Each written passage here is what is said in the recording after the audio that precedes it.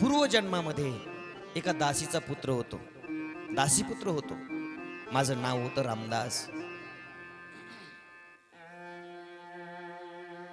वडिलाचं सत्र लहानपणीच हरवून गेलं होतं. माझी आई आणि मी मात्र एकांतामध्ये राहत होतो.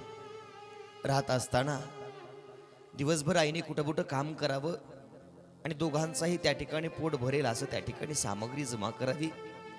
अगदी अशा पद्धतीने आम्ही जीवन जगत असताना एक दिवस आमच्या गावामध्ये चातुर्मास आला. चातुर्मास करण्यासाठी बरीच मोठी मोठी ब्राह्मण मंडळी, विद्वान मंडळी त्या ठिकाणी आली होती. मग त्यावेळेस माझ्या आईने त्या ब्राह्मणाकडे जाऊन विचारलं की मला काहीतरी काम लागेल का 4 महिन्यासाठी. ब्राह्मणांनी सांगितलं ब्राह्मण पत्न्यांकडे जा. ब्राह्मण पत्न्यांनी सांगितलं आहे म्हणे. दिवसभर गाय चारायची, संध्याकाळी गाय घेऊन यायची, गायीचं दोहन करून आम्हाला दूध आणून द्यायचं, एवढी सेवा आहे म्हणे. माझ्या आईला काम लागलं, बरं लागलं. नित्यनेमाने सकाळी उठावं, तिने गाय चारण्यासाठी न्यावी, दिवसभर गाय चारावी, संध्याकाळी आणून तिथं बांधावी आणि संध्याकाळी गायीचं दोहन करावं. ऐका ना मायबाप. आता मात्र त्या ठिकाणी मी मात्र त्या ठिकाणी राहत असताना ब्राह्मणांच्या मुलांमध्ये राहायचो आणि ब्राह्मणांचं त्या ठिकाणी सत्संग श्रवण करायचो. सत्संग श्रवण करत असताना मला भगवत भक्तीची ओढ लागली. आता असं माझ्या अंतकरणाला जाणवू लागलं की मला केव्हा भगवंताची भेट होईल. एकदाची का मला भगवंताची भेट झाली ना, तर मग मात्र मला आता कशाचीच अभिलाषा राहिली नव्हती. या माया मोहाचा निराश राहिला नव्हता. परंतु बघा ना, चातुर्मास कसा निघून गेला काही कळालं नाही. सुखाची दिवस कशी निघून जातात कळत नाही. पण आता मात्र त्या ठिकाणी चिंताक्रांत झाली आहे. का? संत माझ्यापासून दूर जात आहेत ना. चातुर्मास संपला होता, सगळी ब्राह्मण मंडळी निघाली होती आणि अगदी अशा अवस्थेमध्ये त्या ठिकाणी तो रामदास रडतोय त्यांच्या समोर. रडून त्या ठिकाणी म्हणतोय मला तुमच्या सोबत यायचंय, मला तुमच्या सोबत घेऊन चला, मला इथं नकोय. पण प्रतिबंध आला. बघा बघा, प्रतिबंध संसारामध्ये पदोपदी येतो. आणि रामदासाला असं वाटत होतं, अरे मला प्रतिबंध करण्यासाठी आई माझी आडवी आली, आई नसती तर बरं झालं असतं. बघा ना, रडू लागला, आकांत करू लागला. आकांत करत असताना साधू निघून गेले. आता मात्र आई आणि तो रामदास त्या ठिकाणी राहू लागले. परंतु कशामध्ये मन लागत नाही. सारखा ध्यास केलाय भगवत भक्तीचा. काय करावं काही सुचत नाही. आणि अगदी अशा अवस्थेमध्ये पण ब्राह्मण मंडळीने जाते वेळेस जी गाय त्या ठिकाणी दोहन करण्यासाठी, चारण्यासाठी दिली होती ना, ती गाय मात्र त्यांना देऊन टाकली. म्हणे हिच्यावरती तुमचा उदरनिर्वाह चालवा.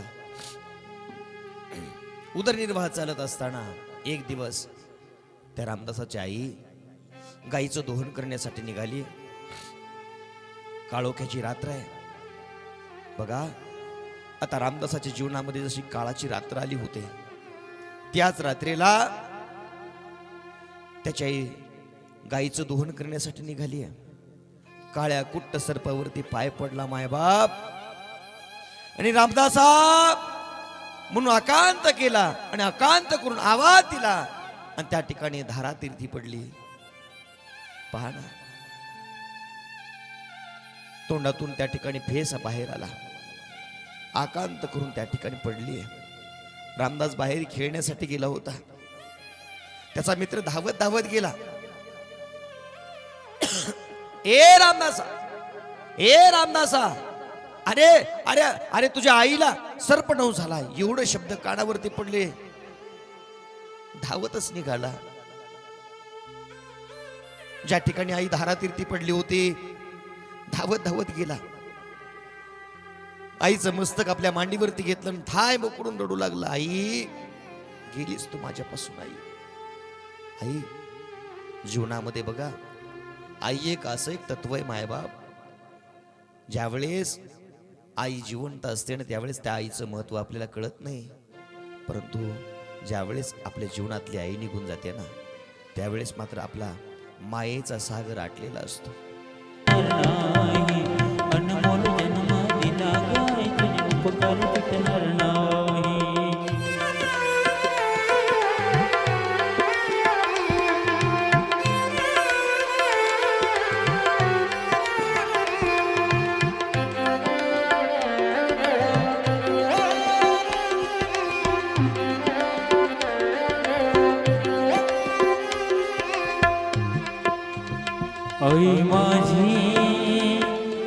मायेचा सागर दिला तिने जीवनाधार.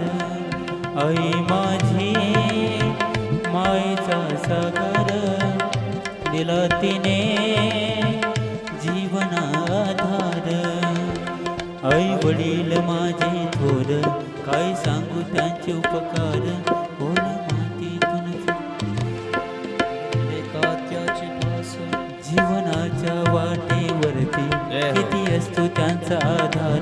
आई माझी मायेचा सागर दिला तिने जीवनाधार. जीवनातली आई निघून गेली ना माय बाप. या जगामध्ये मायेचा समुद्र आटला जातो ज्या दिवशी आपली आई संपते ना माय बाप. ओ मा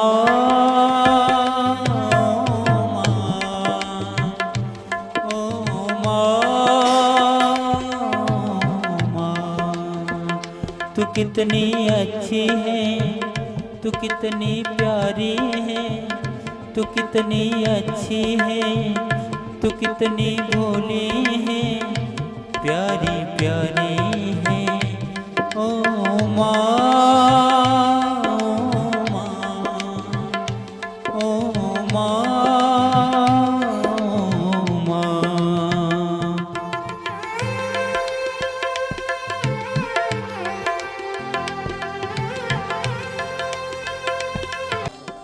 जोपर्यंत आपली आई जिवंत असते ना मायबाप तोपर्यंत मुलीची कधी पिशवी रिकामी येत नाही बरं.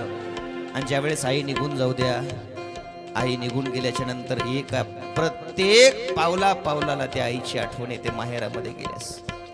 तू कितनी अच्छी है, तू कितनी भोली है, प्यारी प्यारी. 80 वर्षाची मुलगी असू द्या आणि ती आई खाटेवर पडलेली असू द्या. 80 वर्षाची मुलगी जशी दारात येते ना मायबा त्या आईला उठवत नाही. खाटेवरती पडलेली काठी टेकवत टेकवत उठते आणि त्यावेळेस दुरडीतला कुटका आणते आणि पहा दोन्ही दिशेने तिच्या अंगावर ओळून फेकते. जशी फेकते ना मायबाप त्यावेळेस आता 80 वर्षाची मुलगी झाली आहे परंतु तरीही तिच्या अंगावरून असा हात फिरवते, कडकड कडकड असे बोट मोडते आणि चुंबन घेते. आईचा मायेचा पाजर हा आगळा वेगळाच असतो बरं. ये जो दुनिया है ये वन है कांटों का, ये जो दुनिया है ये वन है कांटों का, तू फुलझड़ी है ओ माँ.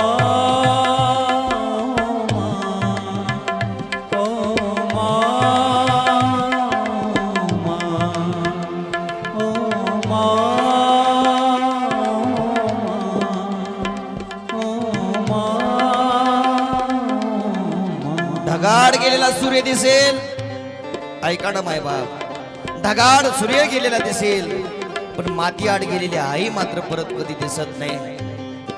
सांगू तुम्हाला त्या आईची फक्त आठवण राहते आणि माहेरामध्ये गेल्याच्या नंतर प्रत्येक जुन्या आठवणी जागे होतात. माझ्या आईने माझ्यासाठी काय काय केलं म्हणून आईची सर कशालाच येत नाही बरं. या जगाच्या पाठीवरती ईश्वराचं स्वरूप जर दुसरं कोण असेल तर ती आई आहे. आईशिवाय दुसरं कुठलं स्वरूप नाही.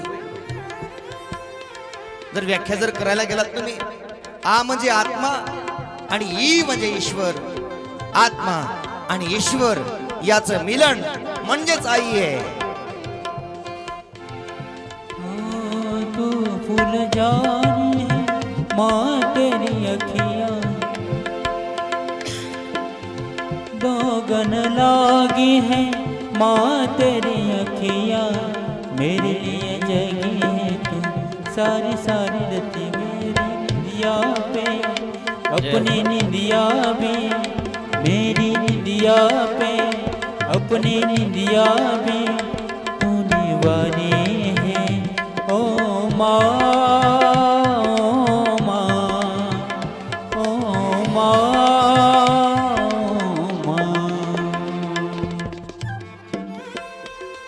आकांत करतोय रडतोय तो रामदास. माझी आई निघून गेली, आता काय करू काही कळत नाही.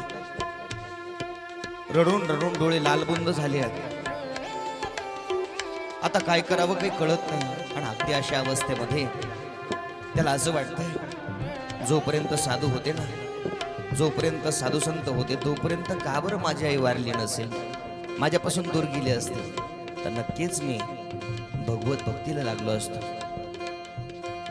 मग मात्र त्या ठिकाणी भगवत भक्ती करू लागले.